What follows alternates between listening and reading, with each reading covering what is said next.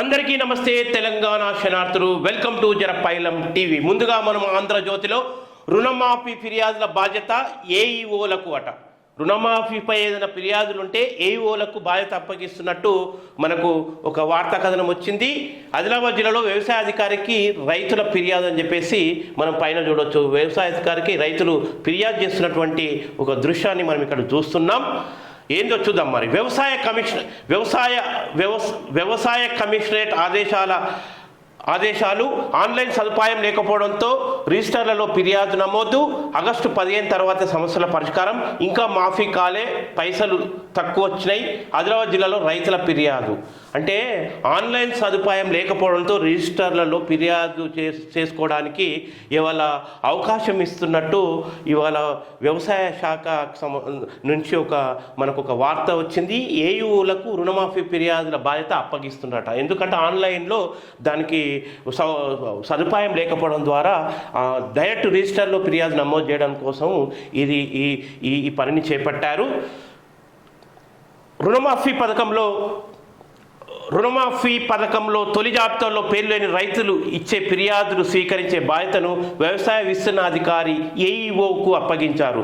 ఫిర్యాదుల స్వీకరణకు సంబంధించి ఆన్లైన్ పోర్టల్లో ఎలాంటి కాలం ఏర్పాటు చేయకపోవడంతో ఏఈఓలు రిజిస్టర్లలో నమోదు చేస్తున్నారు. రేషన్ కార్డు, ఆధార్ కార్డు, పట్టాదారు పాస్బుక్, బ్యాంక్ ఖాతా వివరాలని సక్రమంగా ఉన్నప్పటికీ రుణాలు మాఫీ కాకపోతే స్థానికంగా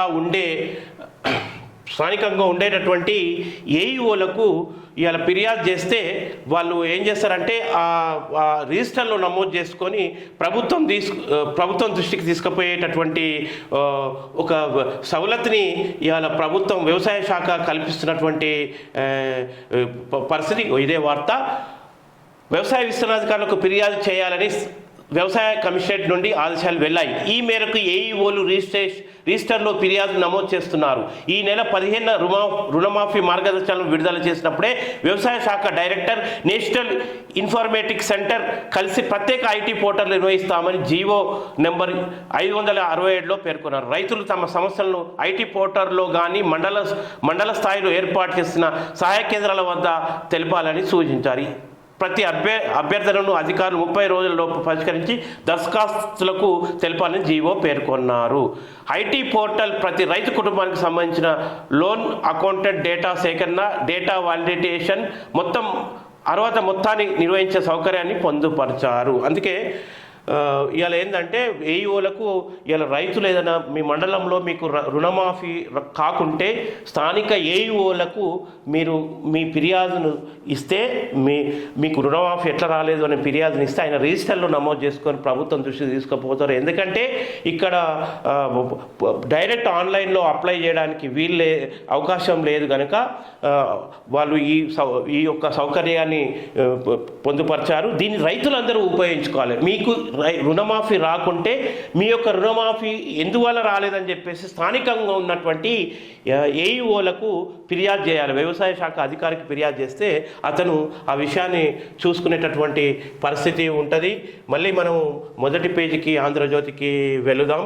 ఇలా జూన్లో జాబ్ మేళా, ఏటా ఆ నెలలో నోటిఫికేషన్లు, డిసెంబర్ లోపు ఉద్యోగుల భర్తీ అని చెప్పేసి ఇలా ముఖ్యమంత్రి పేర్కొంటున్నారు. శనివారం ప్రజాభవన్లో యూపీఎస్సీ సివిల్ సర్వీసెస్ 2023 విజేతలతో CM Revanth Reddy, deputy CM Bhatti Vikramarka, మంత్రులు జూపల్లి పొంగిలేటి, కోమటిరెడ్డి, తుమ్మల సీతక్క, సిఎస్ శాంతకుమార్ తదితరులు ఉన్నారు. ఇలా వీళ్ళంతా 2023లో యూపీఎస్సీ విజేతలుగా సివిల్స్ సాధించినటువంటి వాళ్ళతో ఇవాళ ముఖ్యమంత్రి ఒక ఫోటో దిగినటువంటి పరిస్థితి.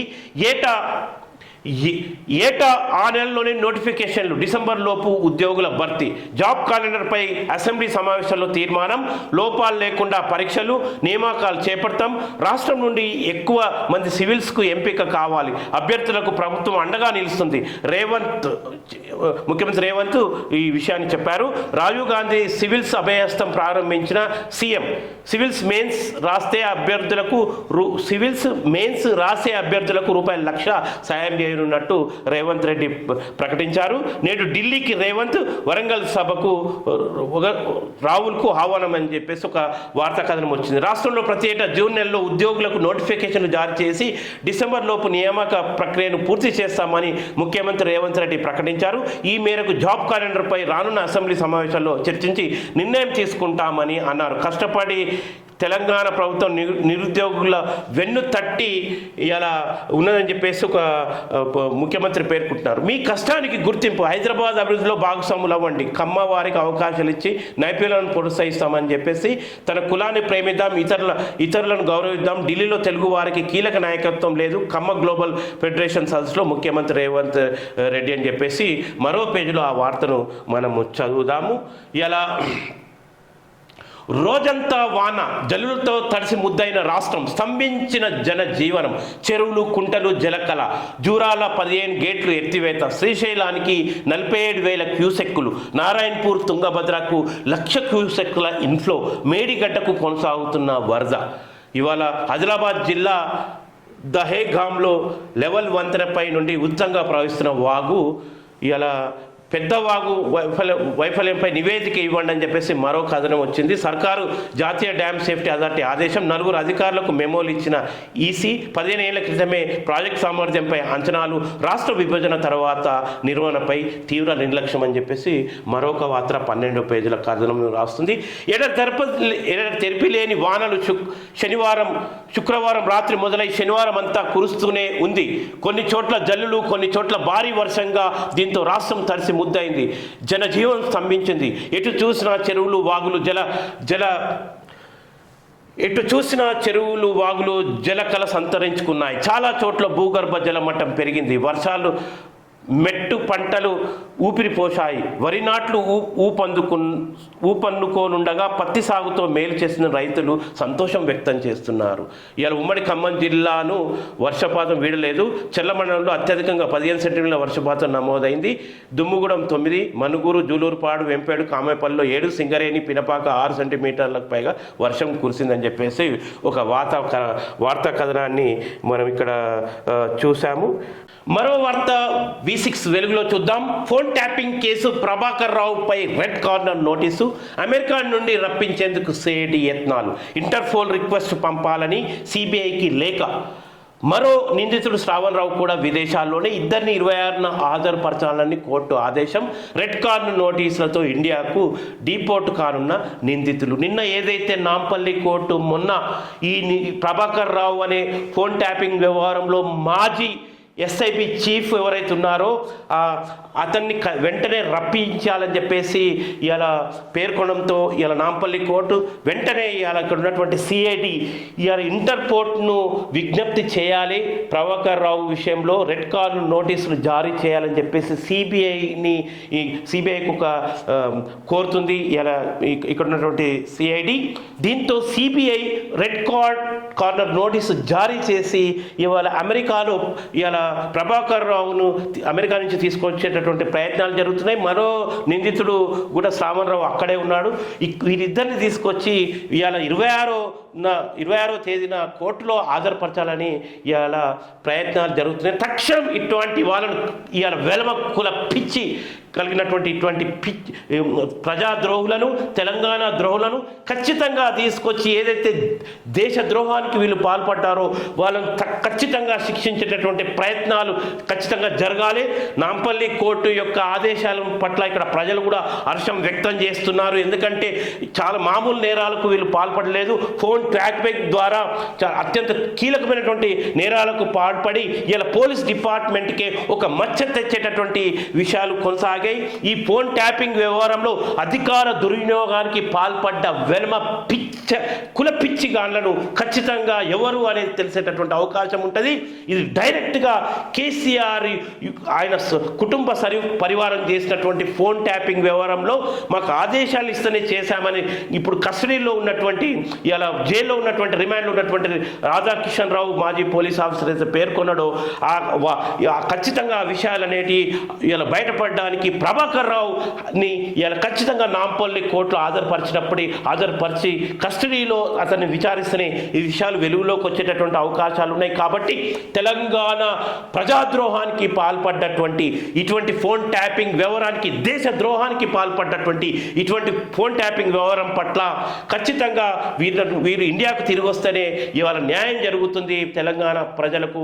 ఇవాళ తెలంగాణ ప్రజా వ్యతిరేకంగా డిపార్ట్మెంట్ యొక్క పరువు తీసే విధంగా వివరించినటువంటి ఇటువంటి వెలమ పిచ్చి గలటువంటి వాళ్ళను ఇవాళ చట్ట ప్రకారం ఇవాళ శిక్షించేటటువంటి పరిస్థితి ఆస్కారం ఉంటుంది. ఫోన్ ట్యాపింగ్ కేసులో కీలక నిందితుడు ఎస్ఐబి మాజీ చీఫ్ ప్రభాకర్ రావును, మరో నిందితుడు హై న్యూస్ ఎండి శ్రావణ్ రావును విదేశాల నుండి ఇండియాకు రప్పించేందుకు సిఐడి ప్రయత్నిస్తుంది. సిబిఐ ద్వారా వారిపై ఇంటర్పోల్ నుండి రెడ్ కార్నర్ నోటీసులు జారీ చేస్తే విదేశాల నుండి డిపోర్ట్ చేసే అవకాశాలు ఉన్నాయి. అందుకే రెడ్ కార్నర్ నోటీసులు జారీ ప్రపోజల్ పంపుతూ సిబిఐకి సిఐడి అధికారులు లేఖ రాశారు. అంతకుముందు ఛార్జ్షీట్ను కోర్టు ఆమోదించక ముందు వీరిద్దరిపై బ్లూ కార్నర్ నోటీసులకు సిఐడి ప్రయత్నించింది. అయితే ఛార్జ్షీట్ను కోర్టు విచారణకు స్వీకరించడంతో దర్యాప్తు అధికారులు రెడ్ కార్నర్ నోటీసులకు రంగం సిద్ధం చేశారు. ఈ ఇద్దరి నిందితులను ఈ నెల 26న తమ ముందు ప్రవేశపెట్టాలని కోర్టు శుక్రవారం ఆదేశించింది. ఇలా ఇది వార్త. ఖచ్చితంగా ఇటువంటి ప్రజాద్రోహులను ఇలా ఒక పోలీస్ డిపార్ట్మెంట్ ద్రోహులను, పోలీస్ డిపార్ట్మెంట్కి ఇతరుల ప్రమోషన్ల అవకాశాలను మొత్తం వీళ్ళే దొబ్బిపోయి నిజమైన పోలీస్ అధికారులకు, నిజాయితీగా ఉన్నటువంటి పోలీస్ అధికారులకు, అటు ఎస్ఎస్టీ బీసీ మైనార్టీ వర్గాలకు చెందినటువంటి పోలీస్ అధికారులకు వాళ్ళ ప్రమోషన్ అడ్డుకున్నటువంటి డిపార్ట్మెంటల్ ద్రోహులు వీళ్ళు. పోలీస్ డిపార్ట్మెంటల్ ద్రోహులు, డిపార్ట్మెంట్కే ఒక మాయన్ మచ్చ తెచ్చారు.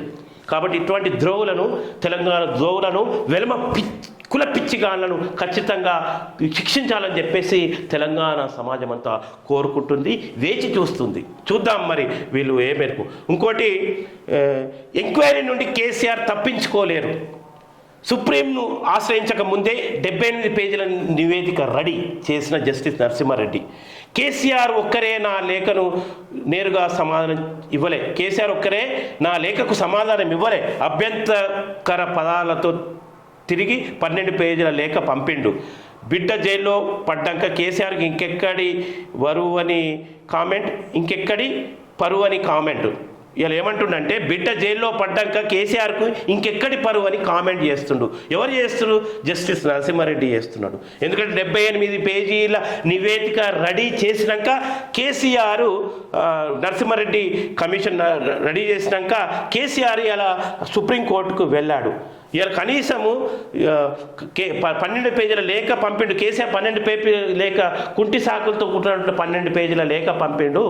బిడ్డ జైలు ఉంటే ఇంకా కేసీఆర్కు పరవెక్కడిది అని చెప్పేసి నరసింహారెడ్డి అంటుండే. ఇప్పుడు ఎందుకంటే కమిషన్ చైర్మన్ కాదు, ఇలా స్వేచ్ఛగా మాట్లాడుకునేటువంటి పరిస్థితి ఉంది కనుక ఇలా ఏమంటుండు మన జస్టిస్, మాజీ జస్టిస్ నరసింహారెడ్డి ఏమంటుండో చూద్దాము. ఇది చూడాల్సినటువంటి అవసరం, తెలంగాణ ప్రజలు కూడా ఈ వార్తను చాలా గమనించాల్సినటువంటి అవసరం ఎంతైనా ఉంది. ఎందుకంటే విచారణ జాప్యం చేయడం కోసము ఇలా కుంటి సాకులతో ఇలా ముఖం లేక కేసీఆర్ తెలంగాణ ప్రజలకు ఏదైతే నరసింహారెడ్డి కమిషన్ 78 పేజీలతో కూడుకున్నటువంటి నివేదికను రెడీ చేసి పొందుపరిస్తే జాప్యం చేసి తప్పించుకోవడానికి, చేసిన తప్పుల నుంచి తప్పించుకోవడానికి ప్రయత్నాలు చేశాడు అని చెప్పేసి పరోక్షంగా మనకు అర్థమవుతుంది.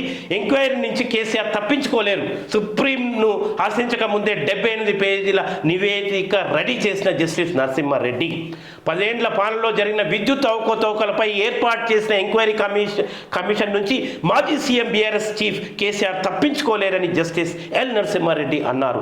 పవర్ కమిషన్ చైర్మన్గా తాను విచారణను వేగంగా పూర్తి చేశానని చెప్పారు. ఛత్తీస్గఢ్ నుండి విద్యుత్ కొనుగోలు, భద్రాద్రి యాదాద్రి థర్మల్ స్టేషన్లో జరిగిన అవకతవకలపై ఎంక్వైరీ చేశానని, వివిధ వర్గాల నుండి అభిప్రాయ సేకరణ పూర్తయిందని తెలిపారు. సుప్రీంకోర్టు కేసీఆర్ ఆశ్రయించక ముందే 78 పేజీల నివేదికను రెడీ చేసినట్టు వెల్లడించారు. శనివారం ఆయన వెలుగు ప్రత్యేక ప్రతినిధితో మాట్లాడారు. విచారణ కమిషన్ నుండి 28 మందికి లేఖలు రాస్తే ప్రభుత్వ అధికారులు సహా ప్రతి ఒక్కరూ నేరుగా వచ్చి అభిప్రాయాలు వెల్లడించడంతో పాటు వారి వద్ద ఉన్న ఆధారాలు ఇచ్చి వెళ్లారని తెలిపారు. కేసీఆర్ ఒక్కరే 12 పేజీల లేఖ రాశారని, అంటే కమిషన్కు హాజరు కాకుండా లేఖ రాసిండు.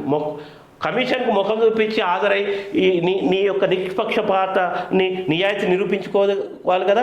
కేవలం 12 రేఖ రాశాడు. అందులో కమిషన్ కేసీఆర్ అందులో కమిషన్ అర్హతను ప్రశ్నించడంతో పాటు అభ్యంతరకరమైన భాష పద ప్రయోగాలు ఉన్నాయని వివరించారు. అందులో 12 పేజీల లేఖలో కమిషన్ ముందు హాజరు కాకుండా కేసీఆర్ 12 పేజీల లేఖలో అభ్యంతరకరమైన కమిషన్ తప్పుపట్టేటటువంటి అభ్యంతరకరమైన పదాలను ఉపయోగిస్తూ రాసినట్టు ఇక్కడ మాజీ జస్టిస్ నరసింహారెడ్డి పేర్కొంటున్నారు. అందులో కమిషన్ అర్హతలను ప్రశ్నించడంతో పాటు అభ్యంతరకరమైన భాష ప్రయోగాలు ఉన్నాయని వివరించారు. తాను బాధ్యతలు చేపట్టిన అంతరం కేసీఆర్ గౌరవానికి భంగం కలగకుండా మర్యాదపూర్వకంగా లేఖలు రాశారని చెప్పారు. పొంతన లేని సమాధానంతో కేసీఆర్ రిప్లై ఇచ్చిన అంతగా పట్టించుకోలేదని అన్నారు. హైకోర్టులో కేసీఆర్ పిటిషన్ కొట్టేసినా సుప్రీంకోర్టులో కూడా ఆయన ఆశించినట్లు ఫలితం రాకపోయినా కమిషన్ ఎక్కడ స్పందించలేదని తెలిపారు. సుప్రీంకోర్టు ఆదేశాలు రాకముందే తాను బాధ్యతల నుంచి తప్పుకున్నట్టు పేర్కొన్నారు. ఎందుకంటే నేను చేసే కృషిని కేసీఆర్ తప్పుపడుతూ తప్పించుకునేటటువంటి ప్రయత్నం చేశాడు అని చెప్పేసి కవితనే జైల్లో పడ్డాక ఇంకా కేసీఆర్కు పర్వేకర్దని అంటున్నారు. వాస్తవమే కదా. ఈ కమిషన్ నీపై అభియోగాలు వస్తే కేసీఆర్ కమిషన్నే నువ్వు అభ్యంతరకర మాటలతో ఇలా నిందించినటువంటి విషయం పట్ల ఇలా స్వేచ్ఛగా ఇలా పత్రికల ముందు వచ్చి ఒక పత్రిక V6 విలేకరికి డైరెక్ట్ ఇంటర్వ్యూ ఇచ్చినటువంటి పరిస్థితి. కోర్టుపై గౌరవంతో వెనక్కి తగ్గా అని చెప్పేసి మన జస్టిస్ మన నరసింహారెడ్డి అంటున్నారు. నేను తెలంగాణ ఉద్యమంలో తాను తెలంగాణ ఉద్యమంలో పాల్గొన్నానని 8వ చాప్టర్ అధ్యాయంలో తన పాత్రను ఎవరు శంకించలేరని జస్టిస్ నరసింహారెడ్డి అన్నారు. తెలంగాణ బిడ్డనే తెలంగాణ ఉద్యమంలో పాల్గొన్నారట జస్టిస్ నరసింహారెడ్డి. ఆయన ఏమంటుండంటే 8వ చాప్టర్ అంశంలో తన పాత్రను ఎవ్వరూ శంకించలేరని జస్టిస్ నరసింహారెడ్డి అన్నారు. తాను తెలంగాణ ఉద్యమంలో పాల్గొనని 8వ చాప్టర్ అంశంలో తన పాత్రను ఎవరూ శంకించలేరని జస్టిస్ నరసింహారెడ్డి అన్నారు. అంటే కేసీఆర్ను ఒక్కరివే పాల్గొనలే కదా, నరసింహారెడ్డి కూడా పాల్గొన్నాడు. తెలంగాణ ముద్దు బిడ్డనే. ఆయన 8వ చాప్టర్ను సాక్ష్యంగా చూపిస్తున్నారు. రాత్రి బొమ్మలలోళ్ళ కొలువైన శివుడా అనే పాట విని గొల్లున ఏడ్చానని చెప్పారు. హైకోర్టులో తన తీర్పును చూసి తోటి న్యాయమూర్తులు సీనియర్లు ఇతర ప్రాంతాల నుండి ఫోన్ చేసి బెదిరించారని అనేక రకాల ఒత్తిళ్లను ఎదుర్కొన్నానని తెలిపారు. అభిశంసనకు సిద్ధం కావాలని హెచ్చరించినా తాను ఖాతరు చేయలేదని అన్నారు. అయినా కేసీఆర్ తన విషయంలో ఎప్పుడు సరిగ్గా స్పందించలేదని తెలిపారు. తెలంగాణ వచ్చాక 10 ఏళ్లలో కేసీఆర్ను తాను ఎక్కడ కలవలేదని చెప్పారు. చూసినా ఆయన కూడా తెలంగాణ ఉద్యమంలో భాగస్వామ్యం ఉంది. ఆయన ఇతర రాష్ట్రాల నుంచి బెదిరింపులు వచ్చాయని చెప్పి స్పష్టంగా చెప్తున్నాడు. ఆయన తెలంగాణ ఉద్యమంలో పాల్గొన్న చరిత్ర ఉంది. అట్లాంటి వ్యక్తి తెలంగాణకు ఇంత నష్టం జరుగుతుంది, తెలంగాణలో విద్యుత్ కొనుగోలులో ఇంత నష్టం జరుగుతుందని నిజాయితీగా కమిషన్లో నిన్ను ప్రశ్నలు అడిగితే కనీసం ముందు హాజరు కమ్మంటే ముఖం లేక హాజరు కాని కేసీఆర్ దొడ్డిదారిన జాప్యం చేయడానికి 12 పేజీల ఉత్తరాన్ని జస్టిస్ నరసింహారెడ్డి కమిషన్కు పంపుతారన్న మొత్తం కూడా జస్టిస్ నరసింహారెడ్డి కమిషన్ శంకించే విధంగా అవసరం లేని పదార్థాలతో అతను తప్పుపట్టే విధంగా చేయడం అనేది ముఖం ఉండి నువ్వు పోతే ప్రజలు నిన్ను మెచ్చుకునేవారు కదా. నువ్వు పోయి నేను ఇట్లా చేయలేదు ఇది అని చెప్తే బాగుండు. ఎందుకంటే నీ మంత్రి ఇవాళ ఉన్నటువంటి జగదీష్ రెడ్డి కరెంటు మంత్రి ఆనాడు అసెంబ్లీలో ఉన్నాడు. మీరు ఏదైనా అనుమానాలుంటే కమిషన్ వేయండి అన్నాడు. వాళ్ళ అధికారంలో ఉన్నప్పుడు జరిగినటువంటి అవకతవకల విషయంలో జగదీష్ రెడ్డి మాజీ మంత్రి జగదీష్ రెడ్డి ఏమన్నాడు, మీకేమన్నా కాంగ్రెస్ వారికి అపోహలుంటే అనుమానాలుంటే ఈ విద్యుత్ విషయం మీద ఇలా భద్రాద్రి యాదాద్రికి సంబంధించిన విద్యుత్ కొనుగోలు విషయం మీద మీరు ఖచ్చితంగా ఒక కమిషన్ వేయండి అని చెప్పేసి స్పష్టంగా చెప్పిండు ఆ రోజు. మరి మీ ఆలం జగదీష్ రెడ్డి అన్న మాటకే వాళ్ళు కమిషన్ వేసింది ఇలా రేవంత్ రెడ్డి సర్కార్. ఆ కమిషన్కి నరసింహారెడ్డిని ఒక రిటైర్డ్ చీఫ్ జస్టిస్ని ఇలా పెడితే కనీసం దాన్ని అవమానించి ఇలా విచారణను జాప్యం చేయడం కోసం సుప్రీంకోర్టుకు వెళ్ళారని తెలంగాణ సమాజం ఈజీగా అర్థం చేసుకుంటుంది. ఆ భూమి చట్టబద్ధంగా కొన్నా అని చెప్పేసి ఉస్మానియా అంటూ కొందరు ఆరోపించిన 300 గదాల భూమిని న్యాయబద్ధంగా చట్టపరంగా కొన్నానని చెప్పేసి ఆయన పేర్కొన్నారు. ఇంకోటి ఆయన ఏదో భూమి కొంటే ఆయన మీద కూడా అభియోగాలు చేస్తూ ఏది అంటే మమ్మల్నే తప్పు పట్టిన కమిషన్ ఆయన తప్పులేదో వెతికే ప్రయత్నం చేస్తున్నట్టు కనిపిస్తుంది అతని మీద అభియోగాలు అనేది. 10 ఏళ్ల పాలనలో అనేక అరాచకాలు, తెలంగాణ ప్రత్యేక రాష్ట్రం సిద్ధించాలని స్వయం పాలన రావాలని తాను కోరుకున్నట్టు జస్టిస్ నరసింహారెడ్డి చెప్పారు. కానీ రాష్ట్రం ఏర్పడ్డాక 10 ఏళ్ల పాలనలో అనేక అరాచకాలు జరిగాయని తెలిపారు. భూముల పరంగా చెప్పలేని విధ్వంసాలు జరిగాయని పేర్కొన్నారు. పాలనలో వైఫల్యాలు కొట్టొచ్చినట్టు కనిపించాయని చెప్పారు. తెలంగాణలో ఆస్తులు కాదు పరువు ముఖ్యం జస్టిస్ నరసింహారెడ్డి అంటారు. తెలంగాణలో ఆస్తులు కాదని పరువే ముఖ్యమని జస్టిస్ నరసింహారెడ్డి పేర్కొన్నారు. బిడ్డ కవిత జైల్లో పడ్డాక ఇక కేసీఆర్కు పరువు ఎక్కడుందని అన్నారు. బిడ్డ జైలు పాలైతే పట్టద్దు కానీ రాజకీయాలు కావాలనా అని కేసీఆర్ను ఉద్దేశించి వ్యాఖ్యానించారు. తెలంగాణలో పరువు తీశారని అన్నారు. ఇక విద్యుత్ కొనుగోళ్లలో కేసీఆర్ పాత్ర గురించి కొత్త కమిషనే చెబుతుందని అన్నారు. మీడియా తిప్పి అడిగిన తన సమాధానం ఇదేనని చెప్పారు. ఇంకేముంది నీ పరువు, ఇలా మీడియాకి వచ్చి నీ పరువు మొత్తం తీసిపడేసాడు. ఎందుకంటే నువ్వు చేసిన దొంగ పనులను ఇలా స్పష్టంగా నరసింహారెడ్డి చెప్తుండు. నరసింహారెడ్డి వెన్నంటే తెలంగాణ ప్రజలు ఉంటారు. ఎందుకంటే ఎవరు కాంగ్రెస్ నియమించింది కేసీఆర్ అన్ని కాదు. నువ్వు యాదాద్రి అండ్ భద్రాద్రి విద్యుత్ విషయంలో జరిగినట్టు అవకతవకల మీద నువ్వు ముఖం లేక కమిషన్ ముందు రానప్పుడే అర్థమైంది ఏంటంటే ఏదో నువ్వు తప్పు పని చేశావని చెప్పేసి.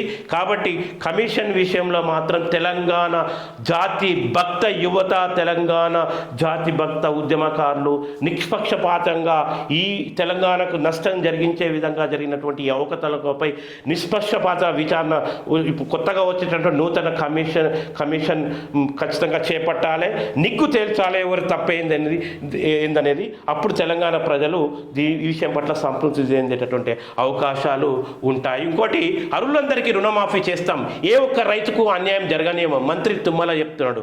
రుణమాఫీ అరువులు అయిన ప్రతి ఒక్క రైతుకు న్యాయం జరుగుతుందని, ఏ ఒక్కరికి అన్యాయం చేయబోమని వ్యవసాయ శాఖ మంత్రి తుమ్మల నాగేశ్వరరావు చెప్పారు. పలు సాంకేతిక సమస్యల వల్ల కొందరికి డబ్బులు ఖాతాల్లో పడలేదని తెలిపారు. రైతులకు ఏమైనా సమస్యలు ఉంటే రైతు వేదికల వద్ద అగ్రికల్చర్ ఆఫీసర్లు ఉంటారని, వారి వద్ద పరిష్కరించుకోవాల్సిందని సూచించారు. రైతులు ఆందోళన చెందొద్దని అన్నారు. సెక్రటేరియట్లో మీడియాలో తుమ్మల మాట్లాడారు.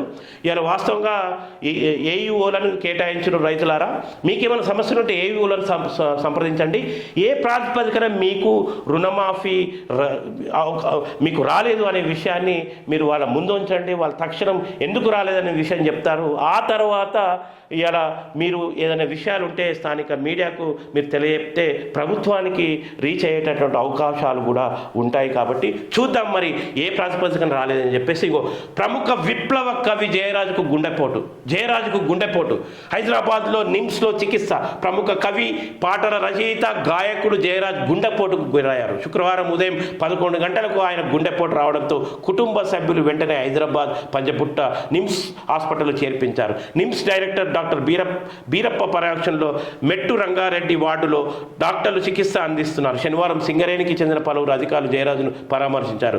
జయరాజన్న త్వరగా కోలుకోవాలని, ఇంటికి రావాలని గద్దర్ అభిమానుల సంఘం అధ్యక్షుడు సిఎల్ యాదగిరి ఆకాంక్షిస్తూ ప్రకటన విడుదల చేశారు. కాగా జయరాజ్ ప్రస్తుతం సింగరేణిలో ఉద్యోగం చేస్తున్నారు. ఆయన ఫ్యామిలీ సిటీలోని మోతీనగర్లో ఉంటుంది. సింగరేణి ఉద్యమకారుడు, సింగరేణి ఉద్యమ ముద్దుబిడ్డ, ఇలా ఇల్లందు ముద్దుబిడ్డ, సింగరేణి కార్మికుల సమస్యల పట్ల సింగరేణి కార్మికుడిగా పోరాటం చేసినటువంటి ఒక తెలంగాణ గడ్డపై పుట్టినటువంటి ఒక విప్లవ గాయకుడు జయరాజన్నకు గుండెపోటు రావడం అనేది అత్యంత విచారించదగ్గ విషయం. పైలం టీవీ కూడా చాలా తొందరగా జయరాజన్న కోరుకోవాలని కోరుతుంది. ఎందుకంటే ఒక ప్రజా గాయకుడిగా, ఒక దళిత గాయకుడిగా జయరాజన్న ఇలా తెలంగాణ ప్రజలను చేతనం చేస్తూ ఇలా ఎన్నో కృషి చేసి పాటల ద్వారా, కవితల ద్వారా ఇలా సమాజం యొక్క మార్పు ఎంతో కృషి చేసినటువంటి ఈ మన విప్లవ కవి, తెలంగాణ విప్లవ కవి త్వరగా కోరుకోవాలని మనం ఆశిద్దాం. మరో ముఖ్యమైనటువంటి వార్త చూద్దాం. ప్రభుత్వ సలహాదారుగా కేకే బాధ్యతలు అని చెప్పేసి ఇలా ఒక ప్రకటన ఇక్కడ వస్తుంది. వాళ్ళ కూతురు పక్కకే ఉంది, కూతురుని మేయర్ చేసిండు. ఈయన ప్రభుత్వ సలహాదారుగా వచ్చిండు. కేసీఆర్ సోపతి కట్ చేసిండు. ఎక్కడ అవకాశాలు ఉంటే అక్కడికి వచ్చేసిండు. క్రూరవృద్ధుడు చాలా ముసరాయన. నేను చిన్నప్పటి నుంచి చూస్తున్నా అట్లే ఉన్నాడు, ఇప్పుడు కూడా మారలే. ఇప్పటికి కూడా వాళ్ళ కుటుంబ కూతురుకు కొడుకుకు అందరికీ రాజకీయంగా పదవులు ఇప్పించి చాలా రాజకీయంగా స్థిరపడ్డటువంటి కుటుంబం వీరిది. ఇక కొత్త వాళ్ళకైతే అవకాశాలు రాకుండా అడ్డుకునేటటువంటి ప్రయత్నము ఇలా మనకు కనిపిస్తుంది. ఎవరిపైన వివక్ష చూపం, అన్ని కులాలను గౌరవిస్తామని ఇలా ముఖ్యమంత్రి ఒక ప్రకటన మనకు కనిపిస్తుంది. మరోవైపు సుక్మా దంతేవాడ జిల్లాలో ఎన్కౌంటర్, 2 మావోయిస్టులు మృతి. భద్రాచలం నుంచి వచ్చినటువంటి వార్త. ఛత్తీస్గఢ్ రాష్ట్రంలోని సుక్మా దంతేవాడ జిల్లాలో శనివారం వేరువేరుగా జరిగిన ఎన్కౌంటర్లో 2 మావోయిస్టులు చనిపోయారు. మావోయిస్టుల అమరవీరుల సంస్కరణ వారోత్సవాలను నిర్వహించేందుకు ఛత్తీస్గఢ్ పోలీసులు భారీ సంఖ్యలో బలగాలతో కూంబింగ్ నిర్వహిస్తున్నారు. ఈ క్రమంలో సుక్మా జిల్లా జేగూరుగొండ పోలీస్ స్టేషన్ పరిధిలో తుమార్గట్ట సింగారం అడవుల్లో జేగూరుగొండ ఏరియా కమిటీ మావోయిస్టు సమావేశం అయ్యారన్న సమాచారం అందడంతో డిఆర్జీ బలగాలు శుక్రవారం రాత్రి నుండి కూంబింగ్ చేపట్టాయి. శనివారం ఉదయం బలగాల రాకను గమనించిన మావోయిస్టులు కాల్పులు జరుపుతూ అడవుల్లోకి పారిపోయారు. దీంతో భద్రతా బలగాలు సైతం కాల్పులు ప్రారంభించారు. 20 నుండి 25 నిమిషాల పాటు జరిగిన ఈ ఎన్కౌంటర్లో ఓ మావోయిస్టు చనిపోయాడు. భారీ ఎత్తున పేలుడు పదార్థాలు, తుపాకులు భద్రతా బలగాలు స్వాధీనం చేసుకున్నాయి. అలాగే దంతేవాడ జిల్లా పురంగేల్ ఈర్లగూడెం వద్ద జరిగిన మరో ఎన్కౌంటర్లో గంగులూరు ఏరియా కమిటీ సభ్యురాలు పూనెం సుక్కు చనిపోయింది. ఆమెపై ₹5 లక్షల రివార్డు ఉంది. 12 బోర్ తుపాకీ డిటైన్లు స్వాధీనం చేసుకున్నారు. ఇల్మిడిలో చనిపోయిన మావోయిస్టు గుర్తింపు అని చెప్పేసి మరో వార్త వచ్చింది. ఛత్తీస్గఢ్ పోలీసులు బిజాపూర్ జిల్లా ఇల్మిడిలో పోలీస్ స్టేషన్ పరిధిలోని నెమండిలో అడవుల్లో శుక్రవారం నిర్వహించిన జాయింట్ ఆపరేషన్ చనిపోయిన మావోయిస్టును బామన్ మడకం 25గా గుర్తించారు. ఇతడు బీజాపూర్ జిల్లాలోని నేషనల్ పార్క్ ఏరియా కమిటీ సభ్యుడిగా ప్లాటూన్ నంబర్ 2 సెక్షన్ కమాండర్గా వ్యవహరించారన్న బామన్పై 3 లక్షల రివార్డు ఉన్నట్లు భద్రతా బలగాలు తెలిపాయి. ఇలా వాస్తవంగా నిరుద్యోగ సమస్యలతో తమ అడవిని సంరక్షించుకోవాలని చెప్పేసి తమ పుట్టినటువంటి తమని అడవిని కాపాడుకుందామని చెప్పేసి ఆరాటాల్లో ఈ నిరుద్యోగ యువత అంతా కూడా మావోయిస్టు ఉద్యమాల్లో చేరింది. ఇదొక సామాజిక సమస్య. ఈ సమస్యను ఆర్థిక సామాజిక సమస్య కోణం నుంచి చూసి ప్రభుత్వాలు పరిష్కరించాలి. కానీ ఆపరేషన్ కగార్ పేరుతో ఒక యుద్ధోన్మాదాన్ని సృష్టించి ఈ దేశ పౌరులనే, ఈ దేశ బిడ్డలని, ఆదివాసీ బిడ్డలను, ఈ దేశ పౌరులను ఇలా ఎన్కౌంటర్ల పేరుతో హత్య చేసేటటువంటి పరిస్థితి ఇలా జరుగుతుంది. ఇలా ఒకవైపు ఏమో మావోయిస్టులు చెప్తున్నారు, ఇలా కార్పొరేట్ శక్తుల నుంచి అడవులను కాపాడే లక్ష్యంతో మేము పోరాటం చేస్తున్నామని చెప్తున్నారు. మరోవైపు ఉద్యోగ అవకాశాలు లేక ఇలా ఉద్యమాలు చేరినటువంటి ఈ దేశ ముద్దు బిడ్డలే, ఈ దేశ అడవి బిడ్డలే ఈ రకంగా హత్యలకు గురై ఇలా ఎన్కౌంటర్ల పేరుతో చనిపోవడం పట్ల ఇలా యావత్ భారతదేశం ఈ సమస్యను ఎట్లా పరిష్కరించాలని చెప్పేసి ఇక్కడ బుద్ధిజీవులు కోరుతున్నారు. ఇలా ప్రభుత్వాలు కూడా అటువైపే ఆలోచించాలి. హత్యలు కాదు మార్గం, ఎన్కౌంటర్లు కాదు మార్గం. ఇలా శాంతియుతంగా చర్చల ద్వారా పరిష్కరించుకొని ఇలా వాస్తవంగా కార్పొరేట్ శక్తులను అడ్డుకట్టు వేసి, కార్పొరేట్ శక్తుల యొక్క దోపిడికి అడ్డుకట్టి వేసి సమస్యను పరిష్కరిస్తేనే ఈ మావోయిస్టు సమస్యను పరిష్కరించేటటువంటి వీలుంటుందని మనం చెప్పొచ్చు. ఒకవైపు గోదావరి ఎగువ వెలల దిగువ జలకళ అని చెప్పేసి ఉంటుంది. గోదావరి కని వద్ద వరద లేకపోవడంతో కనిపిస్తున్న ఇసుక దిన్నెలు. గోదావరి కని దగ్గర వరద లేదట, కనిపిస్తున్న ఇసుక దిన్నెలు. ఇక భద్రాచలం వద్ద ఉధృతంగా పారుతున్న గోదావరి. ఇక కిందికి వస్తే మనకు భద్రాచలం దగ్గర మొత్తం ఉధృతంగా గోదావరి పారుతుంది. అందుకే గోదావరి ఎగువన వెలవెల, గోదావరి ఎగున వెలవెల, దిగువన జలకళ అట భద్రాచలం. ఒకవైపు వెలవెల, ఒకవైపు జలకళ. అది గోదావరి కని వద్ద పరిస్థితి. దిగువ జలకళ. ఎస్ఆర్ఎస్పీ నుండి ఎల్లంపల్లి వరకు తేలిన ఇసుక దిన్నెలట. ఛత్తీస్గఢ్లో భారీ వర్షం కారణంగా ఉప్పొంగిన ప్రాణహిత. కాళేశ్వరం దిగువన ప్రాంతాల్లో ఉధృతంగా పారుతున్న గోదావరి. కుంగిన మేడిగడ్డ వల్ల నీటి కాలువల్లో నో ఛాన్స్ అని చెప్పేసి అంటున్నారు. భద్రాచలం వద్ద 41 అడుగులకు చేరుకున్న నీటి మట్టం అని చెప్పేసి ఒక వార్తా కథనం మనకు వస్తుంది. ఇంకోటి ఏంటంటే, ఇది నిజామాబాద్లో జరిగింది. పోలీసులు ట్రేస్ చేశారు ఐడి పార్టీ. చెల్లెలి కోసం బాలుడి కిడ్నాప్. నిజామాబాద్ జీజీహెచ్లో ఘటన. తండ్రి పక్కన నిద్రిస్తున్న, అంటే జీజీహెచ్ అంటే ఒక హాస్పిటల్ పేరు అది, తండ్రి పక్కన నిద్రిస్తున్న జీజీహెచ్లో ఘటన. తండ్రి పక్కన నిద్రిస్తున్న పిల్లవాడిని ఎత్తుకెళ్లిన దుండగులు. మెట్పల్లో బాలుని గుర్తించిన ఐడి పార్టీ పోలీసులు. నిజామాబాద్ నగరంలోని జీజీహెచ్లో మూడేళ్ల బాలుడి కిడ్నాప్ కలకలం రేపింది. ఐడి పార్టీ పోలీసులు రంగంకు దిగి బాలుని మెట్పల్లిలో గుర్తించారు. మాక్లూరు మండలం మాణిక్ బండార్ గ్రామానికి చెందిన నాగులు సాయినాథ్ షయ దంపతుల కుమారుడు అజయ్ మూడు సంవత్సరాలు ఉన్నాడు. రెండో కాన్పు కోసం షయని నిజామాబాద్ హాస్పిటల్లో అడ్మిట్ కావడంతో ఆమె బాగోగులు చూసేందుకు సాయినాథ్ హాస్పిటల్లోనే ఉన్నాడు. ఈ క్రమంలో సాయినాథ్ అజయ్తో కలిసి శుక్రవారం రాత్రి హాస్పిటల్లో వరండాలో పడుకున్నాడు. శనివారం ఉదయం 5 గంటలకు లేచి చూడగా బాబు కనిపించలేదు. దీంతో చుట్టుపక్కల వెతికినప్పటికీ బాబు కనిపించకపోవడంతో పోలీసులకు ఫిర్యాదు చేశారు. సీసీ కెమెరాలను పరిశీలించి 2 యువకులు బాలుని తీసుకెళ్లినట్లు గుర్తించారు.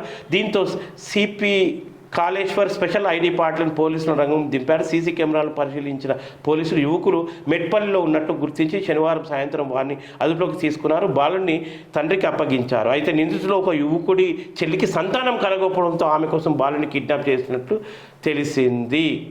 ఈ 3 రోజుల నుండి హాస్పిటల్లో రెక్కి నిర్వహించిన యువకులు శుక్రవారం అర్ధరాత్రి 2 గంటల టైంలో బాలుని కిడ్నాప్ చేశారు. వాళ్ళ చెల్లికి నిందితులు ఒకరి చెల్లికట పిల్లలు లేరట. ఆమెకు పిల్లలు ఇవ్వడం కోసం బాలుని కిడ్నాప్ చేసినటువంటి పరిస్థితి. వెంటనే నిజామాబాద్ పోలీసులు ఈ కేసును ఛేదించినటువంటి పరిస్థితి ఇలా ఉన్నది. ఇంకోటి మేడారం సమ్మక్క ప్రధాన పూజారి మృతిదట తాడువాయి. ములుగు జిల్లా తాడువాయి మండలం మేడారం సమ్మక్క ప్రధాన పూజారి మల్లెల ముత్తయ్య 50 సంవత్సరాలు చనిపోయారు. ముత్తయ్య గత 10 రోజుల నుండి జ్వరంతో బాధపడుతుండగా కుటుంబ సభ్యులు వరంగల్లోని ఓ ప్రైవేట్ హాస్పిటల్లో ట్రీట్మెంట్ చేయించి ఇంటికి తీసుకొచ్చారు. అయినా జ్వరం తగ్గకపోవడంతో శనివారం ఉదయం మరోసారి హాస్పిటల్లో తీసుకెళ్ళిన ప్రయత్నిస్తున్న టైంలో ఇంట్లోనే చనిపోయాడని చెప్పేసి ఒక వార్తా కథనము. మధ్యలో తల్లి అన్నపై దాడి. బెల్లంపల్లిలో జరిగినటువంటి ఒక దుర్ఘటన మనము చూస్తున్నాం. గంజాయి తరలిస్తున్న ముఠా అరెస్టు. రూపాయలు 11,20,00,000 విలువైన గంజాయి స్వాధీనం అని చెప్పేసి మహబూబాద్లో అక్కడ పట్టుకున్నారట, స్వాధీనం చేసుకున్నారట. పట్టుకొని ఇది వెలుగులో వచ్చినటువంటి ఒక వార్త. తర్వాత ఒక వెలుగులో ఒక 5వ పేజీ చూద్దాం. 5వ పేజీలో ఒక ముఖ్యమైనటువంటి వార్త వచ్చింది. ఆ వార్తను ఒకసారి చూద్దాం మనము వెలుగు పేపర్లో. రైతన్నకు దన్నుగా రాష్ట్ర బడ్జెట్ అట. వ్యవసాయ, ఇరిగేషన్, విద్య, ఆరోగ్యానికి ప్రయారిటీ అట. చాలా సంతోషించదగ్గ విషయం. రేపు అసెంబ్లీ సమావేశాల్లో ఏదైతే బడ్జెట్ ప్రవేశపెట్టాలని చూస్తున్నారో అందులో రైతన్నకు దన్నుగా రాష్ట్ర బడ్జెట్ పెడతామని ప్రకటిస్తుంది. మరి మాటలు నిలబెట్టుకోవాలి ప్రభుత్వం. వ్యవసాయ, ఇరిగేషన్, విద్య, ఆరోగ్యానికి ప్రయారిటీ ఇస్తారట. బడ్జెట్ సమావేశంపై సిఎస్ సమావేశం. ఈ నెల 23 నుంచి ప్రారంభం కానున్న బడ్జెట్ సమావేశాలకు సంబంధించి సిఎస్ శాంతికుమారి ఉన్నతాధికారులతో శనివారం సెక్రటరీలో సమావేశం నిర్వహించారు. ఎమ్మెల్యే లేవనెత్తిన అన్ని ప్రశ్నలకు త్వరితగతిన సమాధానం పంపాలని ఆమె అధికారులను ఆదేశించారు. బడ్జెట్ సెషన్లో సమన్వయం లోపం, గ్యాప్ లేకుండా చూసేందుకు సీనియర్ అధికారులు తప్పనిసరిగా హాజరు కావాలని సూచించారట. అందులో రైతన్నలకు వెనుదనగా ఉంటుందంటే వ్యవసాయం చూద్దాం మరి ఏ మేరకు వ్యవసాయానికి ఇస్తారు. ఇరిగేషన్, విద్య, మరి విద్యకి ఏ పాటిస్తారు? విద్యకైతే మొత్తం నిల్. విద్యకు గత ప్రభుత్వాలు ఎట్లా అశ్రద్ధ చేసినవో బడ్జెట్ కేటాయించకుండా దాని ద్వారానే సౌకర్యాలు ఏమితో పూర్తి స్థాయి సిబ్బంది లేకపోవడంతో, నియామకాలు జరగకపోవడంతో, అసలు లాట్రిన్స్, బాత్రూమ్లు క్లీన్ చేసే స్లావెంజర్లు లేకపోవడంతో మొత్తం ఆయా మున్సిపల్ కార్పొరేషన్లకు గ్రామ పంచాయతీ సిబ్బందికి పారిశుభ్ర కార్యక్రమం అప్పగించడంతో వాళ్ళు పని భారమై అవి శుభ్రత లేకుండా గబ్బు కంపు కొట్టేటటువంటి బాత్రూమ్లు ఇలా ప్రభుత్వ పాఠశాలలు దర్శనమిస్తున్నాయి. అసలు విద్యకు బడ్జెట్ కేటాయించకపోవడంతో, పూర్తి స్థాయి సిబ్బంది నియామకాలు నియమించకపోవడంతో ప్రభుత్వ పాఠశాలలో ఇలా ప్రైవేట్ స్కూళ్లకు ఆశ్రయించేటటువంటి దౌర్భాగ్య పరిస్థితి. ఖచ్చితంగా ఈసారి వీళ్ళు ఒకటి పత్రికా ప్రకటన ఇస్తున్నారు. ఈ ప్రకటన రూపకంగా అంటే పరోక్షంగా అంటే ఇలా పత్రికా ప్రకటన మనకు వస్తుంది. ఏ మేరకు ఈ విద్యకు ఇలా బడ్జెట్ కేటాయిస్తారో చూద్దాం. మరి ఆరోగ్యం కూడా ఇలా ప్రైవేట్ ఆసుపత్రులు మొత్తం ఇలా విచ్చలవిడిగా అధిక మొత్తంలో డబ్బులు వసూలు చేస్తున్నారు. వాళ్ళు లేని రోగానికి కూడా ఇలా మందులు రాసి చికిత్స పేరట అత్యధికమైనటువంటి జేబులను ఖాళీ చేసినటువంటి ఒక దోపిడీ వ్యవస్థ ఇలా ఆరోగ్య శాఖలో ఇలా ప్రైవేట్ హాస్పిటల్ నెలకొంటుంది కనుక మరి ఏ పార్టీ ఆరోగ్య గవర్నమెంట్ హాస్పిటల్కు వీళ్ళు బడ్జెట్ కేటాయిస్తారని వేచి చూడాల్సినటువంటి అవసరం ఎంతైనా ఉంది. ఇంకోటి ట్రాన్స్జెండర్ల రిజర్వేషన్ పరిశీలించండి. టీజీపీఎస్పీకి హైకోర్టు ఆదేశం. కార్మిక శాఖలో పోస్టుల భర్తీలో కులాల వారి రిజర్వేషన్లతో పాటు ట్రాన్స్జెండర్ రిజర్వేషన్లు అంశాన్ని పరిశీలించాలని తెలంగాణ పబ్లిక్ సర్వీస్ కమిషన్కు హైకోర్టు ఆదేశించింది. Very good. వాళ్ళు కూడా ఒక మనుషులే. వాళ్ళను అనేక రకాల వివక్షకు గురవుతున్నారు, అవమానాలకు గురవుతున్నారు ట్రాన్స్జెండర్స్. వాళ్ళకు పట్ల హైకోర్టు నిలిచి ఇట్లాంటి ఆదేశాలు ఇవ్వడం చాలా హర్షించదగ్గటువంటి విషయంగా మనము చూసుకోవచ్చు. ఇంకోటి టెలిగ్రామ్లో క్రిప్టో ట్రేడింగ్ పేరిట 1.58 లక్షల మాయం సైబర్ నేరస్తుని అరెస్ట్ చేసి కరీంనగర్ పోలీసులు అని చెప్పేసి మరొక వార్తా కథనం వచ్చింది. ఇంకోటి ఆఫ్ఘన్ నుంచి హైదరాబాద్కి హెరాయిన్ అట.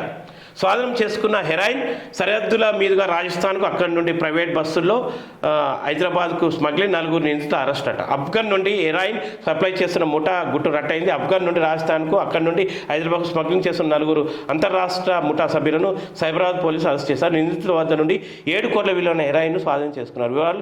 వివరాలు వెళ్తే సైబరాబాద్ సిపి అవినాష్ మాంతి శనివారం మీడియాతో వెల్లడించారు. రాజస్థాన్లోని నాగోర్ జిల్లాలకు చెందిన సంతోషాచారి, నేమీచంద్ బాటి, సర్పర్ సింగ్ దేశవ్యాప్తంగా గంజాయి డ్రగ్స్ సప్లై చేస్తున్నారు. హెరాయిన్, MDMA, కొకాయిన్ విక్రయిస్తున్నారు. ఈ క్రమంలో హెరాయిన్ ముఠాతో నెట్వర్క్ ఏర్పాటు చేసుకున్నారు. గతంలో మాదక ద్రవ్యాలతో సంతోష్ అరెస్ట్ అయ్యాడు. పాత నేరస్తుడు ఇతను.